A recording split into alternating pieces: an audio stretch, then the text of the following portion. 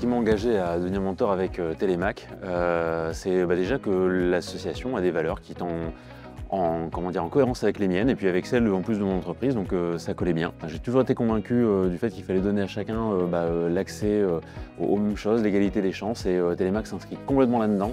Moi, ça allait vraiment avec ce que je pense, mes convictions, et j'avais envie d'aider à ma petite échelle comment ça fonctionne.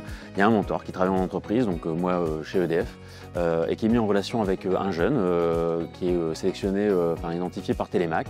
Et donc en fait déjà on s'assure que ça matche entre les deux. On avait entendu parler de ça en 5e avec ma prof d'SVT qui était ma prof principale. Elle nous a parlé d'un accompagnement pédagogique. Elle nous avait repérés, on était 5. Elle nous avait dit ouais, vous avez de très bons résultats, vous voulez réussir et en même temps vous êtes boursier. Elle voulait nous aider.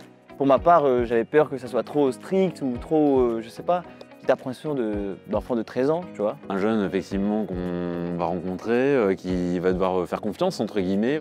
Donc il y avait aussi la rencontre avec la maman de Mamadou, qui aussi fait confiance. Et puis ça s'est fait dans le cadre du collège. Ça c'était pas mal parce que du coup ça faisait vraiment un terrain qui était quand même dans ton univers à toi, on va dire. Et après, dans la durée, en fait, c'est vraiment donner un peu d'ouverture en fait, aux jeunes, l'accompagner dans son projet scolaire, après professionnel, l'ouvrir aussi sur des choses qu'il ne serait peut-être pas allé voir par lui-même.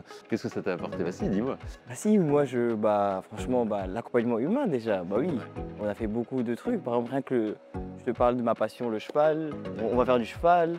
J'ai jamais visité l'Arc de Triomphe, on y va. Tu vois, les films, je ne regardais pas souvent, on y va.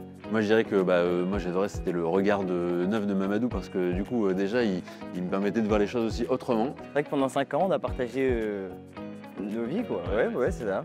C'est quand on est arrivé au lycée que tu as commencé à te poser des questions sur qu'est-ce que je veux faire.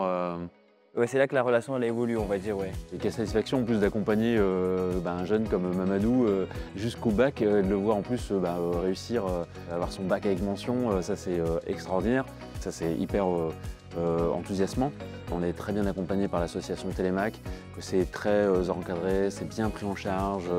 Oui, ça prend un peu de temps, mais déjà quelle récompense aussi de voir le jeune qui progresse au long de ses années. Après le bac, je me suis orienté dans un parcours assez exigeant, difficile. J'ai fait le choix d'aller en prépa. Je m'y plais, ça fait 6 mois.